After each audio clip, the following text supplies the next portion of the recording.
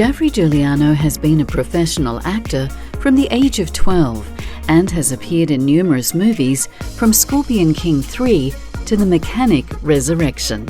He is also a journalist, an audiobook narrator, and the author of some 30 internationally selling books on the Beatles and other music icons. But his biggest break so far has come from his recent role as VIP4 on the Netflix sensation Squid Game. We caught up with Geoffrey at his home in Thailand to talk about his life-changing role in Squid Game and what comes next. So Netflix, Squid Game, has it changed your life? Wow. I bought some roosters. Yeah. But they wake you up every morning. Yes. Well, I get sexual invitations from men and women, and I suppose non-binary as well. That's a great way to start. No, because that whole thing I did in the Squid Game was sex, and I'll satisfy you in 5, if you satisfy me, I'll change your life. So they say, well, you weren't satisfied in the film, so I'll satisfy you. If you can satisfy me in 5 minutes, I'll change your life. So I get sexual invitations. I'm just telling you, pass no comment on it.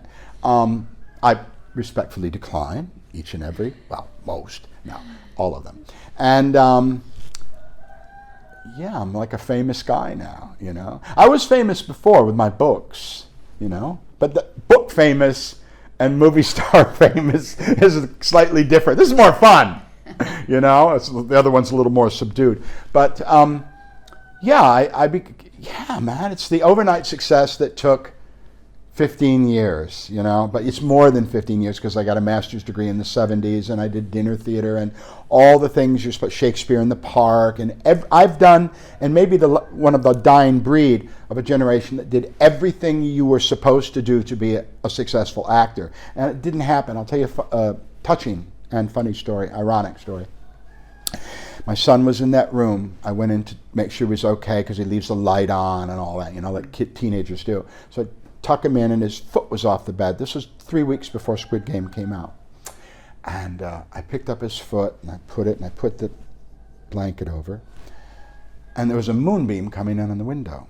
And I looked in that moonbeam and it shined in my face like some sort of Joan Crawford movie. And I said to myself out loud, because I'm a drama queen, I said, well, you did everything you were supposed to do. You did what they told you to do. You put in all those years. You took all those crappy jobs and sometimes a good job, but nothing moved the needle. And Jeff, buddy, you're way into your 60s now. It's not going to happen for you, man. 3 weeks later, it happened. Listen, I'm willing to give anybody some slack. That's not a problem. I just have to say that I'm a difficult man to please. I hope you won't disappoint me. And it happened like I was in the Beatles or something, It was crazy. What's the reason? Look, I have been doing press nonstop for 3 months. And without a press agent, without any assistance from Netflix or the production, just people are coming to me, and I'll tell you why that is. The other people don't speak English. It becomes then a little difficult to coordinate an interview. Plus, they're all, they're surrounded by agents and managers and things because they're gold, and if you want to talk about Squid Game, I'm the guy that you need to come to, and of course, it breaks my heart to get publicity. I know you know that, but I just sort of forced myself to do it. But it's for Netflix. It's been such a phenomenal success. They made almost $1 billion on a $21 million investment. Wasn't expected, was it? No. Nobody knew. No, I'm telling you, the director's a friend of mine. Nobody knew that this was going to happen, least of all me. Now, my fee was about 3 times more than my normal fee to leave the country and make a film. And when I got there, the hotel was suspiciously nice. It's like an apartment suite. In other words, people that fruit baskets and, you know, people there, oh, Mr. Giuliano, I asked, I'm fine. And so I thought, well, this is funny. But then I got to the set. And the set was like the Astrodome in Houston or something. The building was so big, the soundstage, that you couldn't even really see the end of it. You know, it was just like this monolithic mothership had landed. And I kind of, well, there's something going on here. Why are they paying me all this money? Why the suite, the business class flight, and now this set? The set was just, it was all hand painted on the walls, and there was a ceiling. I have never seen any movie set where there was a ceiling, and I know why, because we were sitting at those sofas, the VIPs, and they were shooting up, and they could maybe get a ceiling shot or something in there. And then I went into that sex room where I had the sex scene, and there were all these phallic symbols, and you know, and I looked around, psychedelic, and I said, well, I wasn't aware that the Koreans took psychedelic drugs, but maybe they saw it in a book, because I don't think they do. And not that I would know anything about that. But at any rate, it was just a production of obviously, I saw those guys standing around with the pink and the mask, and I said, oh, extras, that's all. I thought just extras. And I thought, well, I had a clue, is what I'm trying to tell you, in my own inarticulate way, that indeed this was perhaps something more than a normal assignment that I've had. For instance, Peninsula Train to Busan, an acting assignment which I'm proud of. Not that I'm not of this, but it's a different animal. We'll talk about that. It was just filmed in an old prison, you know, and they just took a corner and they put some props in there, and so that's usually the way it is. So this was a real full-blown situation, but still, no one had any clue that this would ever happen. And if I had, I would have taken unlimited selfies and behind the scenes, and you know, tried to negotiate getting the mask. I did get the robe. Yes, I can see that. Did get the robe, but no one knew. So you've got a lot going on. You've got 3 successful productions all on Netflix at the same time. Well, apparently I hold a record. I was, so I got this call from a casting director in Bangkok that thinks I'm talented but difficult. One of those is correct. One of those two is correct. She said, do you want to do this movie with Woody Harrelson? And I said, well, what's the part? And she said, well, Jeff, it's like a really small part. And I said, well, no, I don't want to do it. Well, what do you mean? Well, I don't think it builds. Of course, I never take small parts, you know. Principal, it's got to be somewhere I don't care where, and it's got to be in principal cast somewhere on the spectrum. Said no. So 2 weeks later, she called me back. She said, yeah, but the director wants you to do it. And I said, well, look, this part is too small. No again. 2 weeks later, she called back. I say it's 2 weeks tell the story, make it sound good. But anyways, after some time, she called me back. She said, we're prepared to give you 3 times the fee that we first quoted you. I said, and she said, could you do it as a favor to me, because I could get in trouble because the director really, really wants you and feels that I need to deliver. So anyway, I did it. And I didn't think nothing about it. It was a really small mafia film called Kate with Woody Harrelson. Set in Japan, yes. Yeah, but it was really here. Yes. So I did that, and I forgot about it. And my kids started calling and said, hey, you're on Netflix. I said, what are you talking about? Squid Game isn't out. And there I was.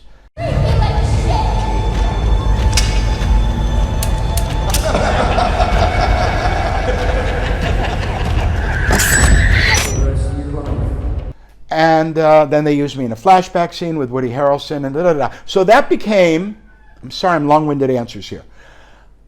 That became the #1 film on Netflix. But at the same time that occurred, I was also in the #1 Netflix series.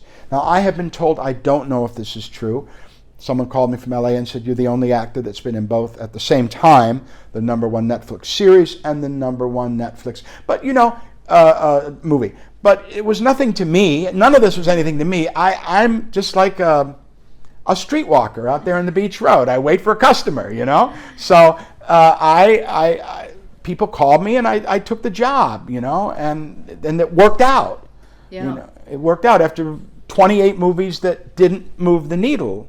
You know, I was in a movie, you visited me on the set called Mechanic Resurrection with Tommy Lee Jones. I thought sure that I was going to be a big movie star when that happened. Didn't happen. Yeah. So I just kind of gave up. I considered these acting assignments as get some money, get out of the house, doing something I love, but I didn't expect any career movement at all.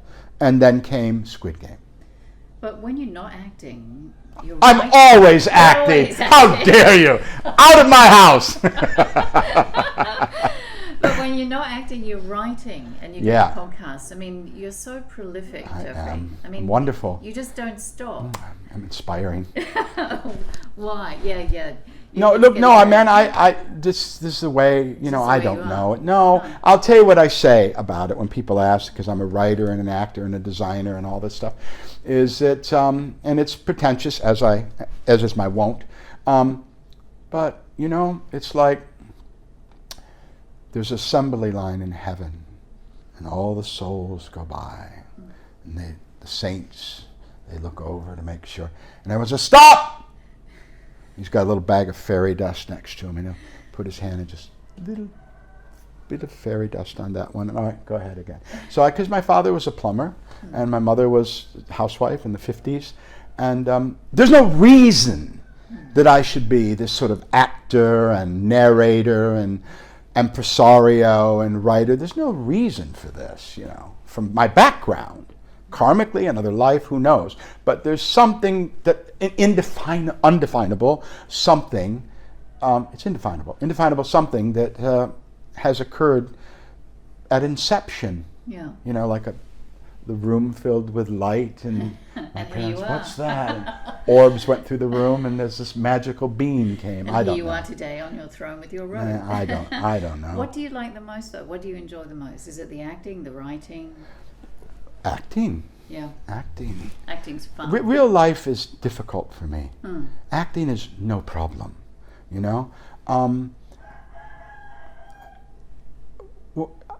It's almost when I'm really into a part, which is difficult to get into with all the infrastructure of lights and cranes and people and right up there and looking at you and, you know, headphones. But when I can get into it, it's almost like a meditative state or a hypnotic state. Sometimes my eyes glass over.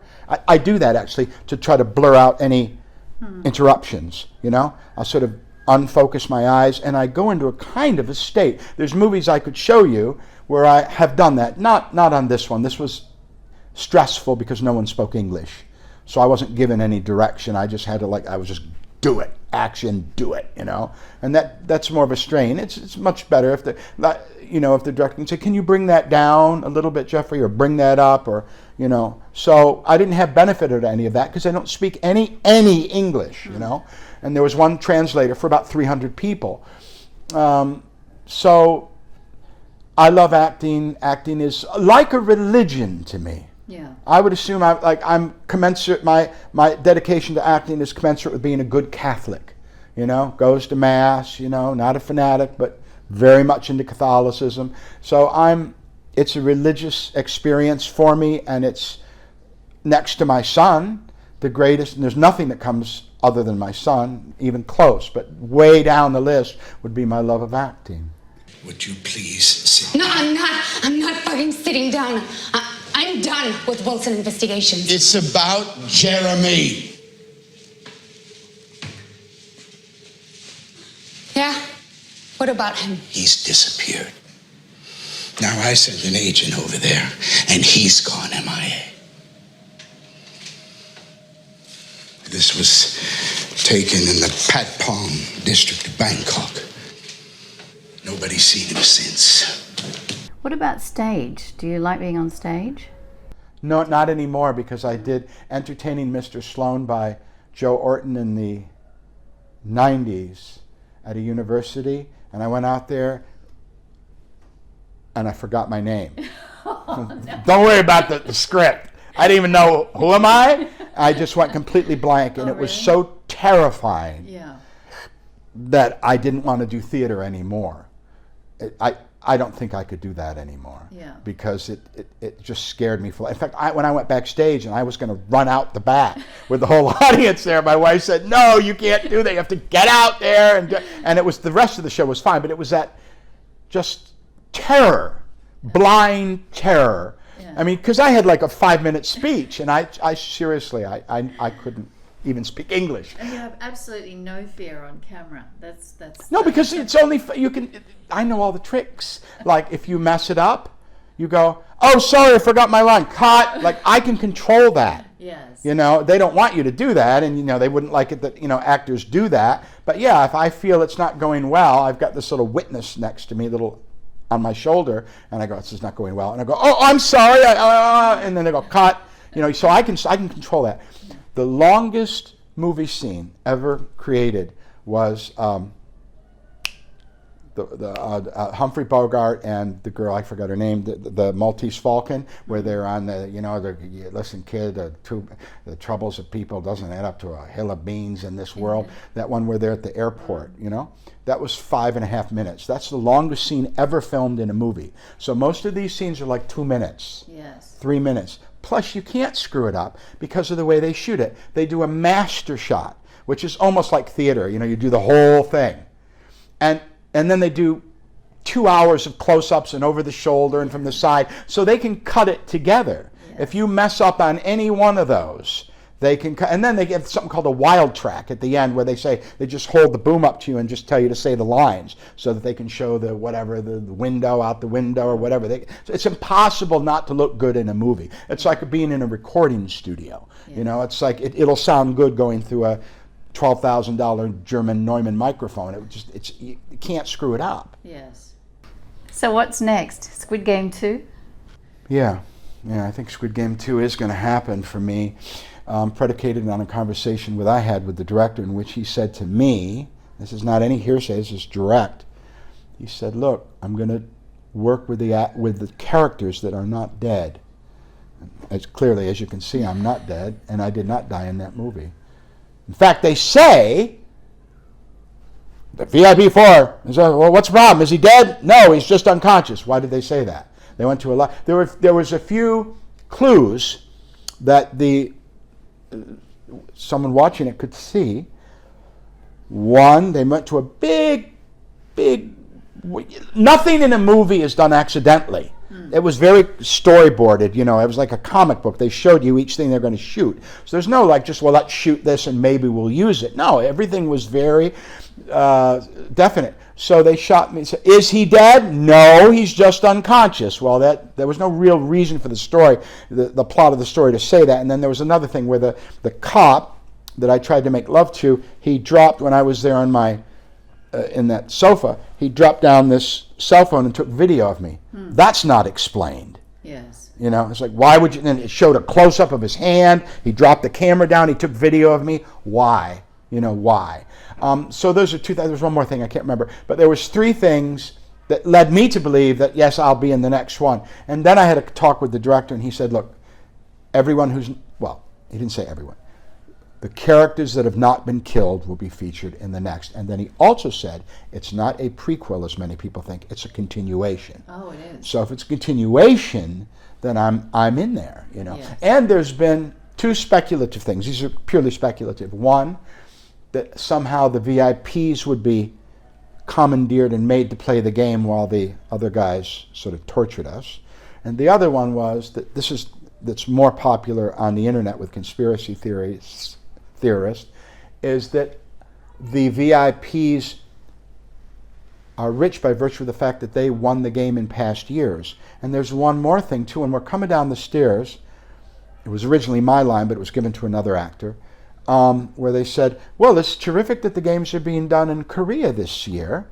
And in other words, it's an annual thing, and they're all over the world. Now, there's one more thing I've heard. They had no expectation that this would take off in the West. So what they've said now is maybe they'll base the second season not in Korea, you know, where they go to wherever it could be, in the West, maybe somewhere. Yes. So I believe there'll be more Western actors in season 2, not less. And I'll tell you, I saw a document with a Netflix logo, a contract, which I didn't, my lawyer's angry, I didn't get a copy of it. But it had listed the stars of Squid Game, and there were 14. My name was number 14. So I am a star. I mean, it's splitting hairs maybe, but I was certainly the star of episode 7. No question about that. Guest star of episode 7. And of overall, predicated on the length and breadth of my part, I am a star by Netflix's own document. And I'll be at the last one, of 14. So yeah, it was an incredible end to a crappy year that everybody had. It's like my audiobook company's taken off. I have a new audiobook out on Squid Game, my experience. It's the only one, because I'm a writer also, so I wrote a book, and then I did an audiobook version of it. The book is coming out with St. Martin's Press called Squid Game Confidential in about a year, and now it's out part of it is out, an abridged version is out as an audiobook called Surviving Squid Game. I am VIP4, and then there's of course another one coming out, and another one. Not that I'm trying to promote myself. Of course not. But so we can go on there and download. They can go and download. Kobo's a good place to get it, but you can get it anywhere, because there's one audiobook on Squid Game.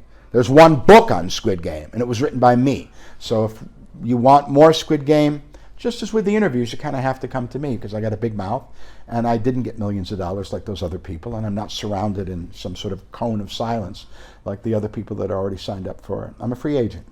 And you're doing lots of promotional stuff too. So it hasn't stopped. This has been like I did. It's tapering. There was something like 5 a day. I'd have to get up at 4 in the morning and stuff. We had the front page of the Toronto Star, the front page of the Tampa Bay Times. Newsweek declared me a global star, which is just a little bit over the top. Even I'm willing to go with, I'll take it, but I mean, they called me a global star. But it was, Newsweek for my generation. Apparently they say it's not what it used to be. But, Newsweek, I mean, a global star. Geoffrey Giuliano's a global star. Well, okay, I'll take it if you say so. Why not? I've done dozens, maybe just slightly under 100 interviews in 3 months. And, it's been great. I was a little I'm a little excitable. I got a little bit over the top and excited about it all, but I've kind of fallen into it now. I have firm offers to do a tour of England with the Comic Cons and America, but the coronavirus is getting in the way of that. But I will meet the fans. There's a Facebook page called VIP4's Squid Game Universe, which is nothing to do with me, which is put out by the fans, from that. And there was one in Iran called The Golden Mask. Wow. Whoa. Wow, the fans go crazy. So it's been a phenomenon. And yeah, it has. And I get a lot of this, sir, and honor to meet you. And I think, really?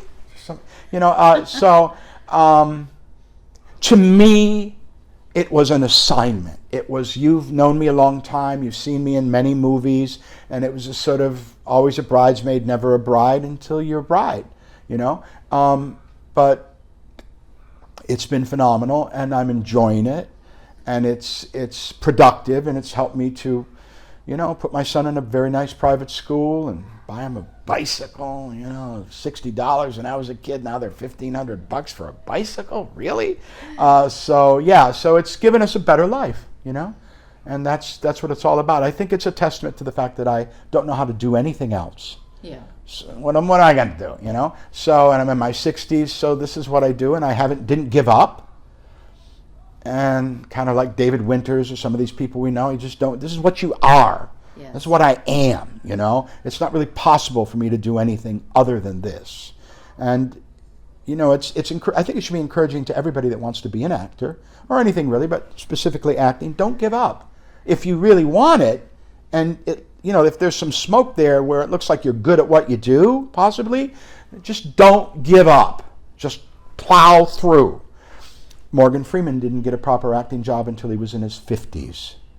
And he said it tilted up and then it never went down. And by the way, he does the introduction to our audiobook company, Icon Audiobooks. Fantastic. A little bit of it's as really a good favor. Advice, Geoffrey.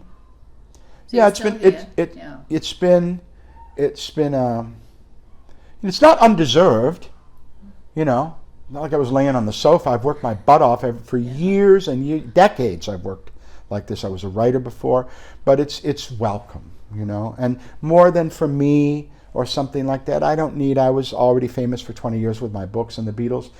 It's good for my son. It just allows me to be a better father and provide for my son more in a better way. Absolutely.